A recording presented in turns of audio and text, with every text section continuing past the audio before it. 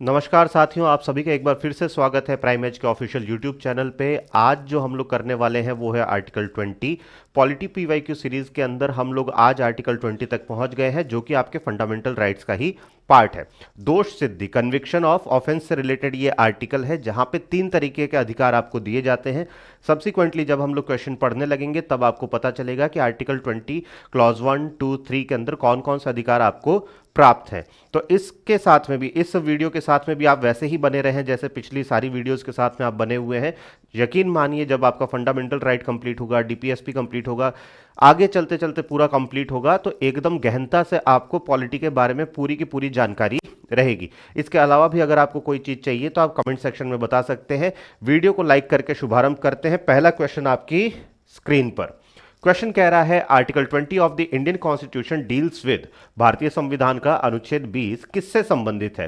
Protection of life and personal liberty, ये तो नहीं है। प्राण और दैहिक स्वतंत्रता का संरक्षण। दूसरा, protection in respect of conviction for offence, अपराधों के लिए दोष सिद्ध के संबंध में संरक्षण। राइट टू एजुकेशन, शिक्षा का अधिकार, या फिर एबॉलिशन ऑफ अनटचेबिलिटी। देखिए, शिक्षा का अधिकार जो है ये डायरेक्ट किस में आ जाता है? ये फंडामेंटल राइट 21 ए के अंदर अलग से ही रहेगा। एबॉलिशन ऑफ अनटचेबिलिटी हम लोग पढ़ चुके हैं, तो ये दोनों तो खत्म हो गए। और अभी क्लास शुरू करते टाइम ही मैंने आपको बताया था कि दोष सिद्धि या फिर कन्विक्शन से रिलेटेड जो आर्टिकल है वो है आपका आर्टिकल 20। क्या है वो धीमे धीमे आपको एकदम बिल्कुल पता पड़ जाएगा, कोई आपका सस्पेंस मैं रोकूंगा नहीं। नेक्स्ट देखिए, how many types of protection are provided under article 20? अनुच्छेद 20 के तहत कितने प्रकार के संरक्षण प्रदान किए जाते हैं? तो देखिए, मैंने आपको बताया 3 क्लॉज है, तीनों क्लॉज के अंदर 3 प्रकार के संरक्षण आपको दिए जाते हैं। सारे संरक्षण मैं आपको समझाऊंगा भी, बस साथ में बने रहना है। अभी के लिए एक बार फैक्ट्स आपको बता रहा हूं, आगे आने वाले टाइम में, आने वाले टाइम क्या, आगे आने वाले क्वेश्चंस के अंदर मैं आपको सारी चीजें भी बताऊंगा। The protection against double jeopardy is given in which clause of article 20? दोहरे दंड से संरक्षण अनुच्छेद 20 के किस खंड में दिया गया है? सबसे पहले इसको आंसर करने से पहले समझ लीजिए कि डबल जियोपार्डी या फिर दोहरा दंड जो है वो क्या होता है। डबल जियोपार्डी का मतलब होता है, यहां पे डबल मतलब दोहरा, जियोपार्डी मतलब आपको दंड, 2 बार एक ही ऑफेंस के लिए, एक ही अपराध के लिए, एक अपराध के लिए क्या 2 बार सजा हो सकती है? 2 या 2 से अधिक बार सजा हो सकती है क्या? आंसर है नहीं। क्यों नहीं हो सकती है भाई? क्योंकि एक बार हो चुकी है ना आपको। मान लीजिए कि किसी पर्सन एक्स ने चोरी की, थेफ्ट किया, एक बार ये कोर्ट गया और इसे 3 साल की जेल हो गई, ठीक है। वापस से मन नहीं भरा सामने वाले का, एक्स ने चोरी की थी, जिसके घर पे चोरी की उसका मन नहीं भरा, वो वापस से केस करता है कि एक बार और फंसाऊंगा। क्या वापस से जेल हो सकती है? एक बार ही हो सकती है। दूसरी बार जैसे ही केस फाइल किया जाएगा वैसे ही एक्स क्या बोल देगा, मुझे डबल जियोपार्डी का, मुझे डबल जियोपार्डी का या फिर दोहरे दंड, दोहरे दंड, डबल जियोपार्डी वाला जो हमारा क्लॉज है उसके अंदर मुझे संरक्षण मिल चुका है। ऐसा नहीं कि बचा लिया जाएगा, ये बोलेगा कि मुझे एक बार दंड मिल चुका है। यहां 3 साल की बजाय 3 दिन भी हो तो दंड मिल चुका है। बाद में किसी को लगे कि नहीं चोरी बहुत बड़ी थी, 6 साल की सजा दी जानी चाहिए थी, वो होना चाहिए, तो वो यहां पे नहीं होगा। अगर एक्स को एक बार सजा हो चुकी है 3 साल की, या फिर 1 महीने की, या 1 दिन की भी, या फिर फाइन भी लग गया है, तो भी दूसरी बार क्या कहते हैं, इसको सजा नहीं मिलेगी। तो यहां पे हमारा ये किसमें दिया गया है? डबल जियोपार्डी 20 क्लॉज 2 के अंदर। ये वाली चीज रटने की है, ये वाली चीज समझने की है। आई होप आपको समझ में आया होगा। नेक्स्ट क्वेश्चन देखिए, article 20 is available to, article 20 जो है अनुच्छेद 20 किसके लिए उपलब्ध है? केवल भारत के नागरिकों के लिए, केवल विदेशियों के लिए, भारत के नागरिक और विदेशियों दोनों के लिए या फिर गवर्नमेंट एम्प्लॉयज के लिए? किसके लिए है भाई? देखो भाई, डबल जियोपार्डे, 2 बार सजा जो है हम बाहर वाले को भी नहीं देते हैं, अपने वाले को तो नहीं देते हैं, बाहर वाले को भी नहीं देते हैं। तो इसका मतलब नागरिकों के लिए, सिटीजन्स के लिए तो है भी, अनागरिक जो है या फिर गैर नागरिक जो है, देखिए अनागरिक होता है जैसे कंपनी वगैरह हो गई, गैर नागरिक मतलब फॉरेन नेशनल्स वगैरह हो गए, ठीक है। तो अनागरिक और गैर नागरिकों के लिए भी इस सजा से, इस प्रोटेक्शन में नाम उनका आता है। नेक्स्ट देखिए, no person accused of any offence shall be compelled to be a witness against himself, this is known as, किसी भी अपराध के लिए अभियुक्त व्यक्ति को स्वयं अपने विरुद्ध साक्षी होने के लिए बाध्य नहीं किया जाएगा। इसे क्या कहते हैं? डबल जियोपार्डे, दोहरे दंड, prohibition of ex post facto law, कार्योत्तर विधि का निषेध, प्रोटेक्शन अगेंस्ट सेल्फ इंक्रिमिनेशन, आत्म अभिशंसन के संरक्षण, या फिर प्रिवेंटिव डिटेंशन। देखिए किसी भी चीज के अंदर वापस से यहां पे समझना पड़ेगा, आत्म अभिशंसन क्या है, सेल्फ इंक्रिमिनेशन क्या है, ये आपको समझना पड़ेगा। ऊपर लिखा हुआ है फिर भी मैं आपको बता रहा हूं। एक आदमी है, अगर पुलिस ने उसे पकड़ लिया या फिर कोर्ट के अंदर उसे हाजिर कर दिया गया या फिर कहीं पे भी उसके ऊपर ट्रायल चल रही है, तो उस टाइम में सामने वाले आदमी को बार बार नहीं बोला जाएगा या फिर कबूल करवाने के लिए नहीं कहा जाएगा। क्यों? क्योंकि अगर ये संरक्षण ना प्राप्त हो तो कई बार ऐसा होता है कि पुलिस स्टेट जो है वो ज्यादा एग्रेसिव हो जाती है, वो क्या कहते हैं, पीट पीट के आपके मुंह से उगलवा लेगी। आदमी सोचता है कि यार मार खाना तो बंद करूंगा, मैं जेल चला जाऊंगा, ये जितना बुरा मार रहे हैं वो नहीं चलना चाहिए, है ना। तो हमने क्या किया, एक संरक्षण ही दे दिया कानून के अंदर। क्यों? क्योंकि ये कानून बनाया किसने है, याद करिए, या तो क्या कहते हैं गुलामी के टाइम के जो राजा थे या फिर स्वतंत्रता सेनानी थे, वही लोग मैक्सिमम थे। तो इसलिए अंग्रेज ये प्रैक्टिस अपनाया करते थे, तो बहुत ही ज्यादा दिल में बैठा हुआ था कि हाँ हम देखते हैं कि क्रांतिकारियों को जेल में पकड़ लिया, उन्हें मारा जाता था, टॉर्चर किया जाता था, कई बार उनसे उगलवा लिया जाता था या फिर उनसे कहलवा दिया जाता था कि हाँ भाई ये मैंने ही किया है, मुझे सजा दे दो पर इतना बुरा मारो मत, है ना। तो यहां पे सेल्फ इंक्रिमिनेशन, ऐसी कोई बात सामने वाले से नहीं पूछी जाएगी, अक्यूज से नहीं पूछी जाएगी जिससे कि उसी का दोष सिद्ध होता हो, उसी का ऑफेंस जो है वो जिसके कारण कन्विक्ट होता हो, ठीक है। तो no person accused of any offence, accuse मतलब अभी सिर्फ इल्जाम लगा है, ठीक है, अभी अपराधी घोषित नहीं हुआ है। कोई भी ऐसा पर्सन जो कि अक्यूज है किसी ऑफेंस के लिए, shall be compelled to be witness against himself, किसी भी पर्सन को आप अपने ही खिलाफ विटनेस नहीं बनने के लिए कह सकते। किसी भी अपराध के लिए अभियुक्त व्यक्ति को स्वयं अपने विरुद्ध साक्षी होने के लिए बाध्य नहीं किया जाएगा। इसे क्या कहते हैं? प्रोटेक्शन अगेंस्ट सेल्फ इंक्रिमिनेशन, आत्म अभिशंसन से संरक्षण, ठीक है। इंपॉर्टेंट है बच्चों, याद रखेंगे। नेक्स्ट क्वेश्चन देखिए, अगला क्वेश्चन क्या कह रहा है? अगला क्वेश्चन कह रहा है, can article 20 be suspended during a national emergency, क्या राष्ट्रीय आपातकाल के दौरान अनुच्छेद 20 को निलंबित किया जा सकता है? हां, नहीं, only by the supreme court, या फिर केवल सर्वोच्च न्यायालय द्वारा, या ओनली ड्यूरिंग फाइनेंशियल इमरजेंसी, केवल वित्तीय आपातकाल के द्वारा। देखिए इमरजेंसी हो जाए चाहे कोई भी हो जाए, इमरजेंसी के टाइम में यह देखा गया कि पकड़ पकड़ के जेल में डाल रहे थे या फिर काफी ऐसी चीजें हो रही थी जिसके अंदर आदमी बोल रहा था हाँ ठीक है मेरे साथ में ऐसा मत करो, मैं कबूल लूंगा, ठीक है।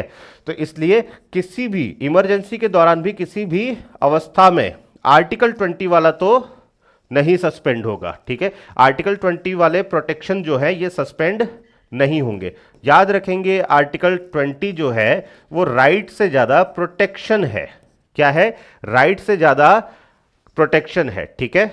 चलिए नेक्स्ट क्वेश्चन देखिए, अगला क्वेश्चन क्या कह रहा है? विच amendment ensured that article 20 can not be suspended during an emergency. मैंने क्या कहा? इमरजेंसी के दौरान हुआ था, तो बाद में अमेंडमेंट आया था। किस संशोधन ने यह सुनिश्चित किया कि आपातकाल के दौरान अनुच्छेद 20 को निलंबित नहीं किया जाएगा? 42वां, 44वां, 86वां या फिर 97वां, 42nd, 44th, 86th या फिर 97th? तो ये कौन सा है हमारा? 1978 वाला 44th अमेंडमेंट, ठीक है। 44th amendment 1978। याद रखेंगे जो साल है, जो ईयर है, वो भी बहुत ज्यादा इंपॉर्टेंट रहते हैं आपके अमेंडमेंट के, ठीक है। The term ex post facto law is related to कार्योत्तर विधि, जिसे कि एक्स पोस्ट फैक्टो लॉ कहा जाता है, शब्द किससे संबंधित है? तो ये आर्टिकल 20 क्लॉज 1 से है। पहले इसको समझ लीजिए कि एक्स पोस्ट फैक्टो लॉ या फिर कार्योत्तर विधि आखिर होता क्या है। ये मैं मार्क कर देता हूं आंसर, अब उसके बाद में समझते हैं।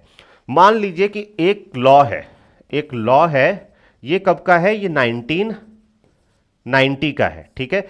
इसके अंदर थेफ्ट मतलब चोरी की जो सजा है, चोरी की जो सजा है वो 1 साल है, ठीक है। उसके बाद में आता है एक लॉ 1995 में, ये एग्जाम्पल दे रहा हूं मैं, ऐसा कुछ हुआ नहीं था।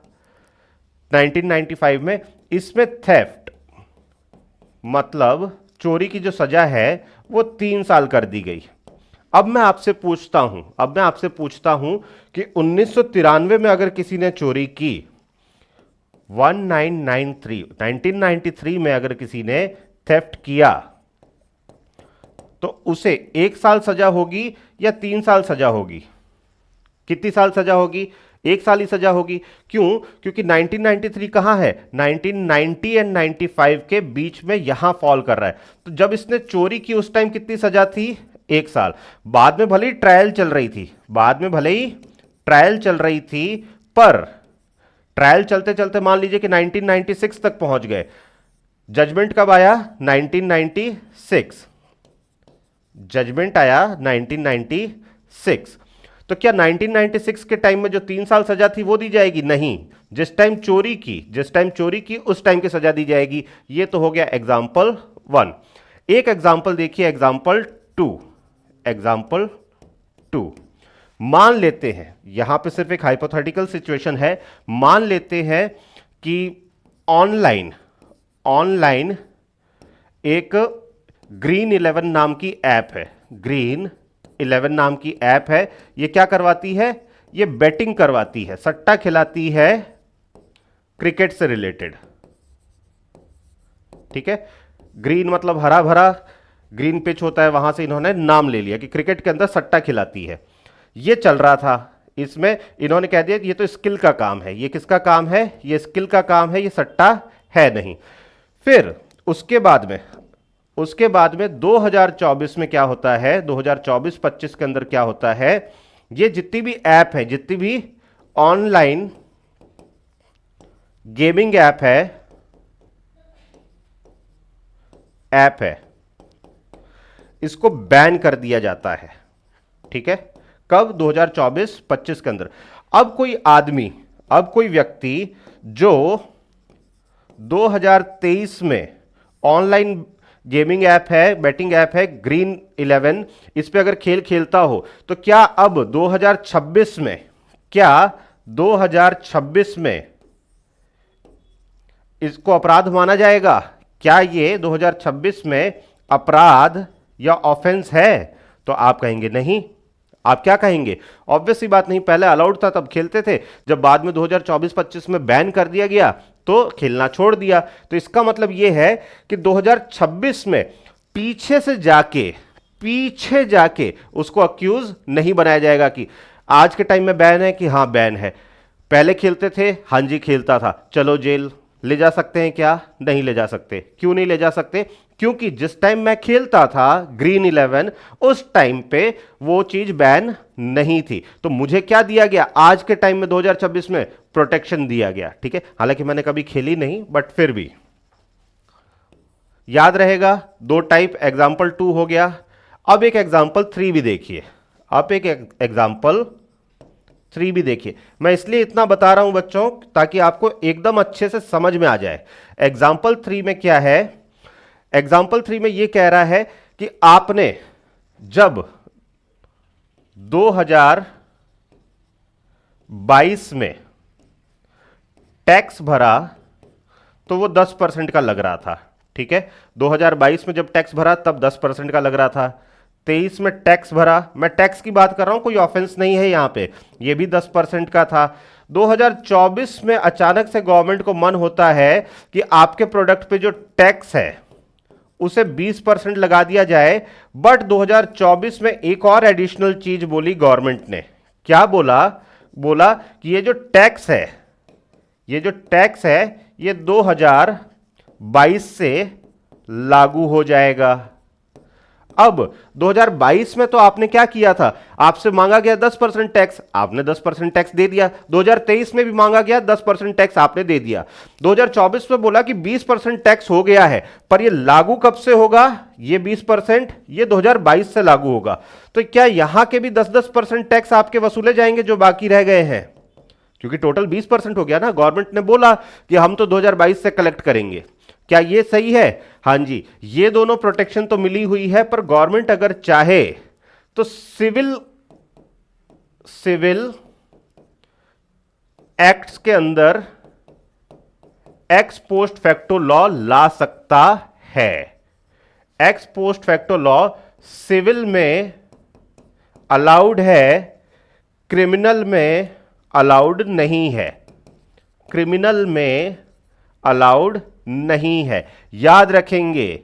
अगर गवर्नमेंट को मन हुआ, आज 2026 चल रहा है, अगर गवर्नमेंट को मन हुआ कि हम भाई 2021 से 50% आपसे इनकम टैक्स वसूलेंगे, चाहे आपकी इनकम कुछ भी हो, हालांकि ये कोर्ट के अंदर चैलेंज हो जाएगा, बट फिर भी अगर गवर्नमेंट चाहे तो क्या ऐसा लॉ ला सकता है? हां जी, अगर सिविल लॉ है तो ला सकता है, क्रिमिनल लॉ है तो नहीं ला सकता है। आपके पीछे जाके आपकी सजा बढ़ाई नहीं जा सकती है, घटाई जरूर जा सकती है। ठीक है, घटाई जरूर जा सकती है। घटाई जा सकती वाला एग्जांपल देखिए, अगर चोरी 1990 में 1 साल थी, 1995 में अगर ये 1 साल की बजाय 6 महीने की हो जाती, 6 महीने की हो जाती, और अगर जजमेंट 1996 में आता तो बढ़ाता भले ही नहीं, पर अगर घट गई है जजमेंट के टाइम में तो घटने का फायदा जरूर मिलेगा। सजा घटने का फायदा मिलता है, फायदा मिलता है, पर बढ़ने पर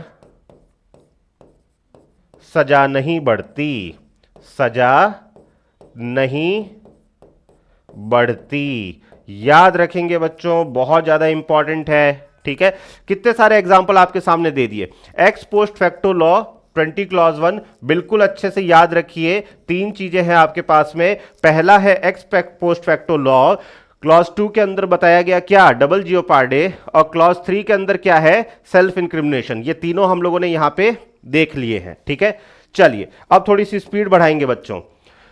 who interprets the scope of article 20, अनुच्छेद 20 के दायरे की व्याख्या कौन करता है? संसद, पार्लियामेंट, राष्ट्रपति, प्रेसिडेंट, सर्वोच्च न्यायालय और उच्च न्यायालय, supreme court and high court, या फिर प्रधानमंत्री, प्राइम मिनिस्टर। कौन करता है भाई? देखिए, किसी भी कॉन्स्टिट्यूशन का भार हमने किसके ऊपर छोड़ दिया? इसके इंटरप्रिटेशन का। इसके कॉन्स्टिट्यूशन के किसी भी चीज के इंटरप्रिटेशन का, व्याख्या का जो दायित्व है वो किसका है? कोर्ट के पास में है, जुडिशरी के पास में है। किसके पास में है? जुडिशरी के पास में है। तो इस पे तो आप आंख बंद करके सही कर सकते हैं। ठीक है, नेक्स्ट देखिए अगला question. Protection against self incrimination applies to, आत्म अभिशंसन के विरुद्ध संरक्षण लागू होते हैं सिविल प्रोसीडिंग में, क्रिमिनल प्रोसीडिंग में, ए एंड बी दोनों में, या फिर नन ऑफ दी अबाव में।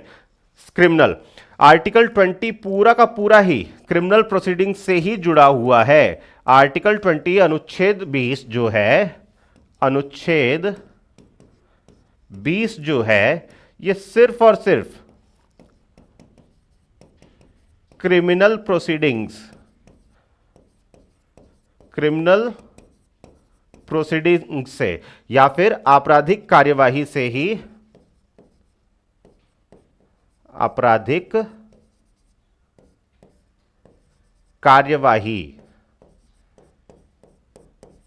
से ही जुड़ा हुआ है। ठीक है, आसान है, हैक है, याद कर लीजिए। नेक्स्ट देखिए, which of the following is not covered under article 20, निम्नलिखित में से कौन सा अनुच्छेद 20 के अंतर्गत नहीं आता? Protection from x post facto law, ये तो आता है, ये तो बिल्कुल आता है। प्रोटेक्शन फ्रॉम डबल जियोपार्डे, 2 बार सजा नहीं हो सकती, ये भी आता है। प्रोटेक्शन फ्रॉम सेल्फ इंक्रिमिनेशन, ये भी आता है। ठीक है, आत्म अभिशंसन, प्रोटेक्शन फ्रॉम प्रिवेंटिव डिटेंशन, ये आर्टिकल 20 में नहीं आता है, हालांकि इसके बारे में भी हम लोग पढ़ेंगे, पर ये जो है आर्टिकल 20 में नहीं आता है। 21 पार कर लेंगे तो इधर आएंगे, ठीक है। चलिए अगला क्या कह रहा है, the prohibition of ex post facto law in article 20 clause 1 applies to, अनुच्छेद 20 खंड 1 में कार्योत्तर विधि का निषेध किस पर लागू होता है, दीवानी मामलों पर, आपराधिक मामलों पर, दीवानी और आपराधिक दोनों, या फिर टैक्स लॉज के ऊपर। देखिए भाई, टैक्स तो पीछे जाके लगा सकते हैं, तो सिर्फ क्रिमिनल प्रोसीडिंग्स में ही, मैंने आपको एग्जांपल बताया था, केवल क्रिमिनल प्रोसीडिंग्स के अंदर ही आपका एक्स पोस्ट फैक्टो लॉ वाला प्रोटेक्शन अप्लाई होता है। नेक्स्ट क्वेश्चन देखिए, अगला क्वेश्चन क्या कह रहा है, under article 20 clause 2 a person is protected from being, अनुच्छेद 20 खंड 2 के तहत किसी भी व्यक्ति को किससे सुरक्षित किया गया है, prosecuted twice, punished twice, prosecuted and punished for the same offense more than once, arrested twice। हमें पनिशमेंट से भी और प्रोसिक्यूशन से भी, प्रोसिक्यूशन मतलब जो ट्रायल चलती है, जो कोर्ट में आना जाना चलता है ना, कोर्ट में आज तारीख है, आज तारीख है, आज तारीख है, तो ये प्रोसिक्यूशन है। और पनिशमेंट तो सजा है, आपको पता ही है। तो एक ही अपराध के लिए एक से अधिक बार अभियोजित और दंडित होने से प्रोटेक्ट करता है, ठीक है। तो सही आंसर क्या होगा, सी, ठीक है। दोनों है, पनिशमेंट भी है, प्रोसिक्यूशन भी है, दोनों से आपको संरक्षित करता है।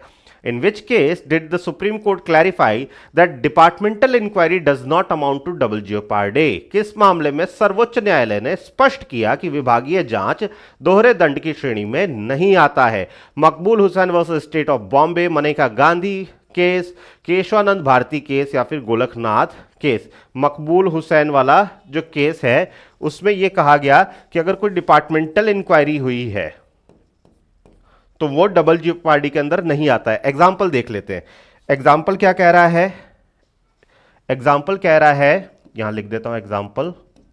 मान लीजिए एक कोई पर्सन है, कोई भी नाम ले लीजिए, एक्स, ठीक है, इसके ऊपर आरोप है कि इसने अकाउंट्स के अंदर गड़बड़ी की है, अकाउंट्स के अंदर गड़बड़ी की है 10,000 रुपयों की, 10,000 रुपयों की, ठीक है। अब अकाउंट्स की जो गड़बड़ी है, यहां लिख देता हूं, बाद में आप लोग देखेंगे तो समझ में आ जाएगा। ये जो गड़बड़ी है, ये जो है वो डिपार्टमेंट पकड़ लेता है। डिपार्टमेंट जो है, जिस भी विभाग में आप काम करते हैं, ये पकड़ लेता है और उसके बाद में एक इंक्वायरी बैठ जाती है, एक इंक्वायरी बैठ जाती है और उसके बाद में जो भी पर्सन एक्स है इसे निलंबित कर दिया जाता है, निलंबित या फिर टर्मिनेट कह दीजिए, इसे टर्मिनेट कर दिया जाता है। अब ये एक्स पर्सन जो है ये जाता है कोर्ट, ये कहां जाता है, ये जाता है कोर्ट। ये कहता है कि मालिक मुझे तो मेरे डिपार्टमेंट ने एक बार सजा दे दी है, एक बार सजा दे दी है, अब मुझे सेकंड कन्विक्शन मत दो, सेकंड कन्विक्शन मत दो। मेरा डिपार्टमेंट पहले ही मुझे बर्खास्त कर चुका है, अगर आप भी मुझे 3 साल की, 2 साल की, 1 साल की सजा दे देंगे क्योंकि मैंने गड़बड़ी की है, गबन किया है, तो फिर ये जो सजा है ये डबल जियोपार्डी के अंदर आ जाएगी। तो क्या ये जो सेकंड कन्विक्शन कहलाएगा, कोर्ट जो करेगी ये सेकंड कन्विक्शन होगा क्या, नहीं। कोर्ट ने कहा डिपार्टमेंटल इंक्वायरी और कोर्ट का काम ये दोनों अलग अलग है।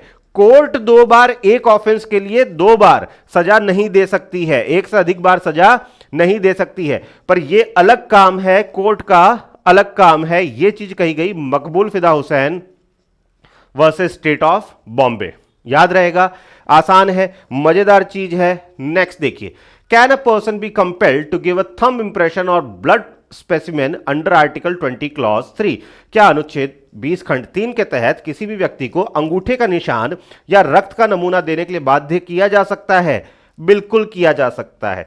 आर्टिकल 20 क्लॉज 3 किसकी बात करता है, आत्म अभिशंसन, आत्म अभिशंसन या फिर सेल्फ इंक्रिमिनेशन, किसकी बात करता है, सेल्फ इंक्रिमिनेशन, इसमें यह कहता है कि आपको प्रेशराइज नहीं करेंगे कि आप अपने खिलाफ कुछ बोलो, पर पुलिस जो है, जो इंक्वायरी करने वाले लोग जो है, जो इन्वेस्टिगेशन करने वाले लोग जो है, इंक्वायरी गलत कह दिया, जो इन्वेस्टिगेशन करने वाले लोग हैं वो तो अपना काम करेंगे ना। उनको तो कोई फिंगरप्रिंट मिला होगा मौका वारदात पे, वो तो आपके अंगूठे का निशान या ब्लड सैंपल ये सब चीजें ले ही सकते हैं। आपसे थोड़ी पूछा जा रहा है कि आपने कत्ल किया कि नहीं, आप तो उस चीज के अंदर पकड़े गए। ठीक है, तो ये जो है जो ब्लड थंब इंप्रेशन और ब्लड स्पेसिमेन जो है, ये क्या है, ये है इन्वेस्टिगेशन का पार्ट। किसका पार्ट है? इन्वेस्टिगेशन का पार्ट है। इसलिए इन्वेस्टिगेशन कभी भी सेल्फ इंक्रिमिनेशन के अगेंस्ट नहीं हो सकती, सेल्फ इंक्रिमिनेशन नहीं कहलाती है, सेल्फ इंक्रिमिनेशन नहीं है। ठीक है, तो क्या एक पर्सन को कंपेल किया जा सकता है?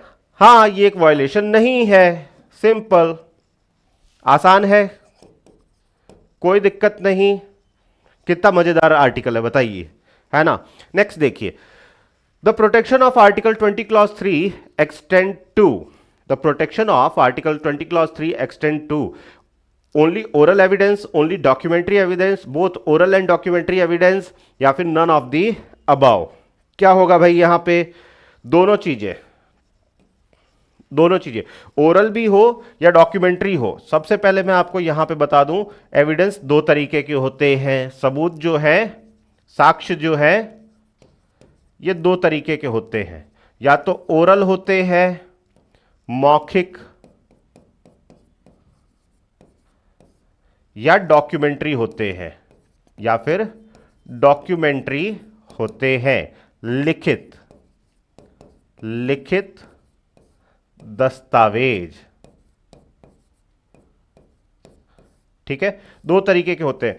आपसे ना तो लिखवाया जा सकता है, ना आपसे उगलवाया जा सकता है अपने खिलाफ। ठीक है, पर इसके अंदर याद रखें, पर इसके अंदर याद रखें कि अगर कोई ऐसा दस्तावेज है, अब मान लीजिए कल को आप कोई एग्रीमेंट साइन करें, आपने अपने पास कॉपी रख ली, आपके खिलाफ केस हो, आप डॉक्यूमेंट दिखाएं ही नहीं कि नहीं सर मैं तो नहीं दिखा रहा, क्यों, मेरे 23 का वायोलेशन हो रहा है, ऐसा नहीं हो सकता है।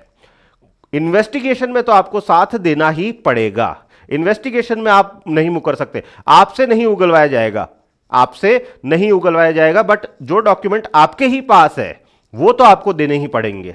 ठीक है, चलिए, मतलब ये आपको संरक्षण है, ये आपको चोरी करने के लिए या फिर खुद को बचाने के लिए कोई लूप होल नहीं है। ठीक है, नेक्स्ट देखिए, which of the following is an offence under article 20, निम्नलिखित में से कौन सा अनुच्छेद 20 के तहत अपराध है? आईपीसी के तहत दंडनीयकृत, act punishable under IPC, breach of contract, संविदा भंग, नॉन पेमेंट ऑफ डेट, ऋण का भुगतान न करना, वायलेशन ऑफ सिविल रूल्स, नागरिक नियमों का उल्लंघन करना। एक चीज ध्यान देंगे, ये चूंकि पीवाईक्यू से आया है इसलिए यहां पे आईपीसी लिखा हुआ है, इसलिए यहां पे आईपीसी लिखा हुआ है, अब हो गया है बीएनएस।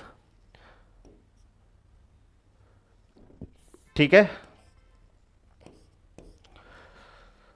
अब आईपीसी लिखा हुआ नहीं आएगा, और अन्य लॉज भी हो सकते हैं। ठीक है, तो चलिए यही वाला सही है, ये हो गया हमारा आंसर। नेक्स्ट क्वेश्चन देखिए, if a law increases the penalty for a crime retrospectively is it valid under article 21, यदि कोई कानून किसी अपराध के लिए पूर्वव्यापी रूप से दंड बढ़ाता है तो क्या यह अनुच्छेद 20(1) के तहत मान्य है? नहीं मान्य है, नहीं मान्य है। पहले पीछे जाके आप सजा बढ़ा ही नहीं सकते, इसलिए नो, यह मान्य नहीं है, याद रहेगा, कोई दिक्कत नहीं है। नेक्स्ट देखिए, the concept of double jeopardy in article 20 clause 2 is inspired by which constitution, अनुच्छेद 20 खंड 2 में दोहरे दंड की अवधारणा किस संविधान से प्रेरित है? British constitution, USA constitution, Canadian constitution, या फिर आयरिश कॉन्स्टिट्यूशन? किससे? अमेरिका से लेके आए हैं हम लोग, संयुक्त राज्य अमेरिका के संविधान से इंस्पायर्ड है। ठीक है, रटने वाली चीज है, ये तो रट लीजिए। नेक्स्ट देखिए, अगला क्वेश्चन आपके सामने, article 20 falls under which category of fundamental rights, अनुच्छेद 20 मौलिक अधिकारों के किस श्रेणी के अंदर आता है? देखिए भाई, कि अगर आपको पकड़ के जेल में डाल दिया जाए तो आपकी क्या स्वतंत्रता खतरे में आती है, तो ये स्वतंत्रता, राइट टू फ्रीडम के अंडर आता है। किसके अंदर आता है? राइट टू फ्रीडम के अंडर आ जाएगा। ठीक है, चलिए आज की क्लास थोड़ी सी लंबी हुई, 20 ही क्वेश्चन हुए, बट हमने कॉन्सेप्ट बहुत ज्यादा किया और कॉन्सेप्ट जरूरी भी थे। पहली बार ऐसा लग रहा था कि कॉन्सेप्ट बहुत ज्यादा आपको क्लियर करवाने की जरूरत है, वरना double jeopardy, right against self incrimination या फिर एक्स पोस्ट फैक्टो लॉ, ये सब आपको कैसे समझ में आएगा। इसलिए काफी सारे हम लोगों ने यहाँ पे एग्जांपल्स देखे हैं। नहीं समझ में आता है तो कमेंट के अंदर पूछे, मैं वापस समझा दूंगा, कोई दिक्कत नहीं है। चलिए मिलते हैं आपसे अगली क्लास के अंदर, अपना ख्याल रखिएगा, तब तक के लिए जय हिंद, जय भारत।